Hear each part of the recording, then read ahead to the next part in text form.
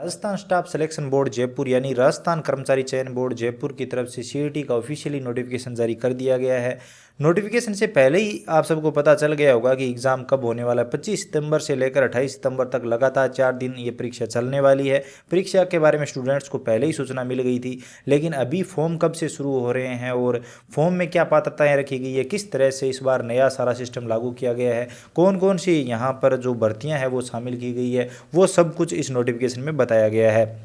यहाँ पर आप देख सकते हैं साधारण भाषा में समान पात्रता परीक्षा भी इसे कहा जाता है, कॉमन एलिजिबिलिटी टेस्ट। कुल मिलाकर इस बार 11 भर्तियां इसमें शामिल की गई है। अगर मैं आपको साधारण भाषा में बताऊं तो यहाँ पर आप देख सकते हैं प्लाटून कमांडर, जिलेदार, पटवारी, कनिष्ठ लेखाकार, तहसील राजस्व लेखाकार, पर्यवेक्षक, उप जेलर, छात्रावास अधीक्षक, पटवारी, ग्राम विकास अधिकारी, कनिष्ठ लेखाकार, तो ये सब जो वैकेंसियाँ हैं वो इसके अंतर्गत आती है। अब यहाँ पर फॉर्म की बात करें तो यहाँ पर 9 अगस्त से लेकर 7 सितंबर तक आप इसका फॉर्म भर सकते हैं। एसएसओ आईडी से ये फॉर्म भरे जाएंगे। प्रोसेस जो है वो बहुत ही सरल होने वाला है, लेकिन इस बार इसमें कुछ बदलाव किए गए हैं। फ़ोटो लाइव कैप्चर के बारे में यहाँ पर बताया गया है, तो वो सब भी आपको ध्यान रखना होगा। फॉर्म में अगर आप कोई भी त्रुटि कर देते हैं तो उसके बाद आपको दिक्कत आने वाली है। इसी के साथ यहाँ पर ओटीआर के बारे में बताया गया है कि आपको ओटीआर करना होगा, फॉर्म भरने से पहले सबको पेमेंट करना होगा और यहाँ पर वेबसाइट भी दी गई है, तो ये एसएसओ के माध्यम से आप आसानी से अप्लाई कर पाएंगे, या फिर आप ऑफिशियल वेबसाइट पर भी आकर जानकारी देख सकते हैं। इसी के साथ अगर आप ऑफिशियल नोटिफिकेशन में देखेंगे तो इस बार यहाँ पर लाइव फोटो का जिक्र हो रहा है।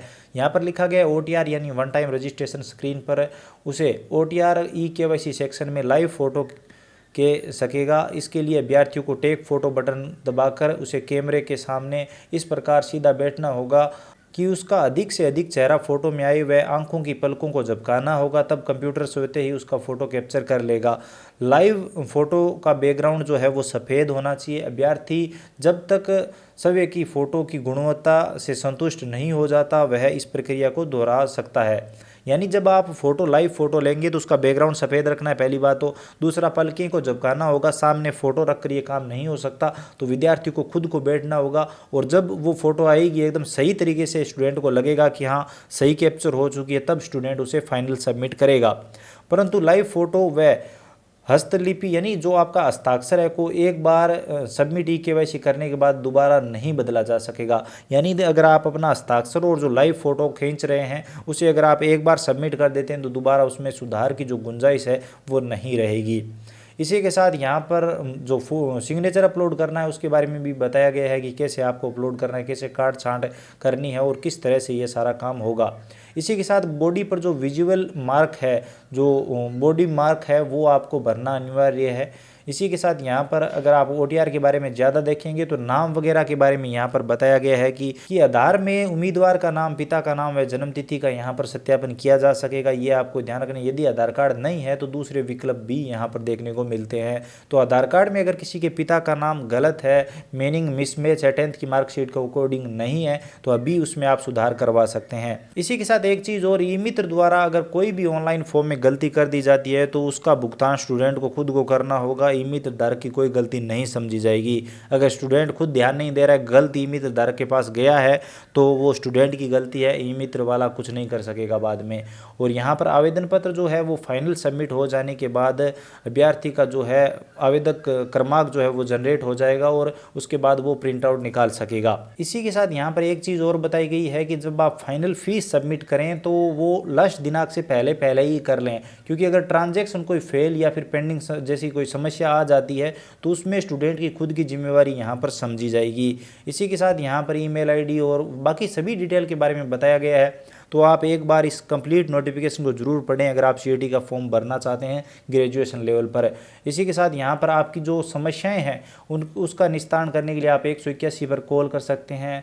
ये निःशुल्क है और यहाँ पर आप कभी भी कॉल करके अपनी जो भी कंप्लेन है वो दर्ज करवा सकते हैं।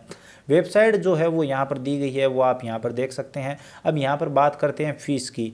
कोई भी अगर स्टूडेंट सामान्य कैटेगरी के अंतर्गत आता है या फिर क्रिमिलियर श्रेणी का ओबीसी का स्टूडेंट है तो उसके लिए 600 रुपये यहाँ पर ओटीआर शुल्क रहेगा। ओटीआर में ये पैसे कट जाएंगे, उसके बाद फॉर्म में कोई भी पैसे नहीं लगेंगे। ठीक उसी प्रकार से SC/ST के लिए यहाँ पर 400 और यहाँ पर जो विकलांग है उनके लिए भी यहाँ पर 400 रुपये इस बार शुल्क रखा गया है। इसी के साथ जो करेक्शन का शुल्क है वो 300 रुपये यहाँ पर बताया जा रहा है। तो वो जो शुल्क है वो आपको बाद में देना होगा। अगर आपने फॉर्म भरते टाइम कोई गलती कर दी है, ई मित्र धारक ने कोई गलती कर दी है, तो उसका शुल्क आपको भरना होगा और वो बाद में भरा जाएगा। लेकिन उसमें ज़्यादातर चीज़ें सुधार नहीं होगी, कुछ चीज़ों में सुधार की यहाँ पर गुंजाइश रहती है। तो वो आप एक बार कंप्लीट नोटिफिकेशन को देख लीजिए। ये नोटिफिकेशन जारी हो चुका है और यहाँ पर बहुत ही जल्द आप सबके फॉर्म जो है वो शुरू होने वाले हैं। फॉर्म जो शुरू होने की डेट मैंने आपको बता दिया है, 9 अगस्त से फॉर्म शुरू हो जाएंगे, 7 सितंबर इसकी लास्ट डेट रहने वाली है। इसी के साथ यहाँ पर जो परीक्षा है वो 25 सितंबर से शुरू हो जाएगी और 28 सितंबर तक ये जो है एग्ज़ाम चलने वाला है। तो टाइम बहुत ही कम बचा है, तैयारी भी स्टूडेंट्स को अच्छी खासी करनी होगी। अब यहाँ पर पात्रता की बात करें तो ग्रेजुएशन यानी स्नातक स्तर की पढ़ाई होनी चाहिए, पास या पेयरिंग। इसी के साथ यहाँ पर जो आयु है वो 1 जनवरी 2025 को 18 वर्ष कंप्लीट कर चुका हुआ होना चाहिए स्टूडेंट, और 40 वर्ष से अधिक यहाँ पर नहीं होना चाहिए। बाकी कैटेगरियों के हिसाब से छूट का प्रावधान भी है, जैसे सामान्य की जो महिला अभ्यर्थी है उनको 5 वर्ष की छूट है, और इस तरह से ये SC/ST में और OBC में जो छूट मिलती है वो छूट यहाँ पर बताई गई है, तो वो यहाँ पर आप देख सकते हैं। अब यहाँ पर फीस और जो फॉर्म भरने के बारे में बताया गया है कि यहाँ पर 9/8/2024 से 7/9/2024 तक तकरीबन रात के 12 बजे तक आप ये फॉर्म भर सकते हैं और फीस जमा कर सकते हैं। इसी के साथ यहाँ पर ऑनलाइन आवेदन की भी वही डेट है, तकरीबन 12 बजे तक आप रात के ये फॉर्म भर सकते हैं। इसी के साथ यहाँ पर परीक्षा के बारे में पहले ही सूचना आ गई थी और यहाँ पर बताया गया है 25/9/2024 से 28/9/2024 तक, यानी 25 सितंबर से 28 सितंबर तक आपके लगातार एग्ज़ाम चलने वाले हैं। जो प्रवेश पत्र है वो यहाँ पर आपको SSO ID पर दे दिया जाएगा। इसी के साथ फोटोग्राफ से और हस्ताक्षर से संबंधित यहाँ पर दिशा निर्देश दिए गए हैं, ये आपको देख लेना चाहिए। फोटोग्राफ एवं हस्ताक्षर स्पष्ट नहीं होने पर आपका जो फॉर्म है वो रिजेक्ट किया जा सकता है, अस्वीकार किया जा सकता है। आवेदक का जो नवीनतम फोटो है, जो रंगीन फोटो है, वो अधिकतम 1 महीने से ज़्यादा पुराना नहीं होना चाहिए। अगर 1 महीने से ज़्यादा पुराना है, चेहरा मैच नहीं हुआ, तो हो सकता है आपको आगे चलकर दिक्कत आ जाए। मोबाइल एवं अन्य सभी रचित फ़ोटो का उपयोग नहीं करें, यानी आप जो खुद फ़ोटो खींचते हैं मोबाइल से उसका उपयोग आपको नहीं करना है। आपको एक प्रोफेशनल लेवल के कैमरे से फ़ोटो खिंचवाना है। आप किसी भी स्टूडियो पे चले जाइए, वहाँ से फ़ोटो प्रिंट करवाइए। जो बैकग्राउंड है वो हल्के रंग का होना चाहिए, सफ़ेद या हल्के रंग का होना चाहिए। जहाँ तक हो सके बैकग्राउंड सफ़ेद रंग का ही रखें। और यहाँ पर आपका जो चेहरा है वो फ़ोटो में कम से कम 50% से ज़्यादा होना चाहिए। इसी के साथ यहाँ पर चेहरा व सिर पे कपड़ा नहीं होना चाहिए, छाया बालों से ढका हुआ नहीं होना चाहिए। आवेदक का सर व आंखें, नाक, ठोड़ी स्पष्ट रूप से दिखाई देनी चाहिए। यदि आप चश्मा पहनते हैं तो फ़ोटो खिंचवाते समय आप चश्मा पहन सकते हैं, लेकिन चश्मे की जो चमक है, फ्लैश है, वो फ़ोटो में नहीं आनी चाहिए। इसी के साथ आवेदक की फ़ोटो में काला या धूप का चश्मा नहीं होना चाहिए। JPG प्रारूप में ये फ़ोटो अपलोड की जा सकती है। पिक्सल के बारे में यहाँ पर बताया गया है, तो ये इमित दर्ज कर देगा, आपको ज़्यादा इसमें दिमाग लगाने की ज़रूरत नहीं है। ठीक इसी तरह से आपको हस्ताक्षर के बारे में भी समझाया गया है कि किस तरह से आपको अपलोड करने हैं।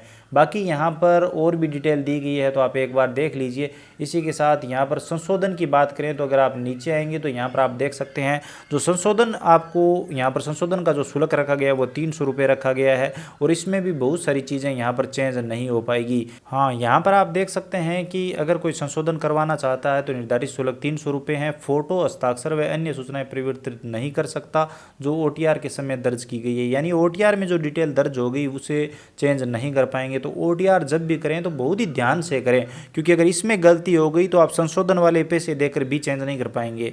तो ये चीज़ आप देख लीजिए। और यहाँ पर OTR के बारे में बताया गया है, और एक ही बार ये अनुमति मिलेगी, दोबारा संशोधन का यहाँ पर आपको चांस नहीं दिया जाएगा। इसी के साथ यहाँ पर अगर आप एग्ज़ाम के बारे में देखना चाहें तो यहाँ पर कुल जो आपके प्रश्न आएंगे वो 150 प्रश्न आएंगे, कुल जो नंबर रहेंगे वो 300 नंबर रहेंगे, और समय जो रहेगा वो 3 घंटे का यहाँ पर रहेगा।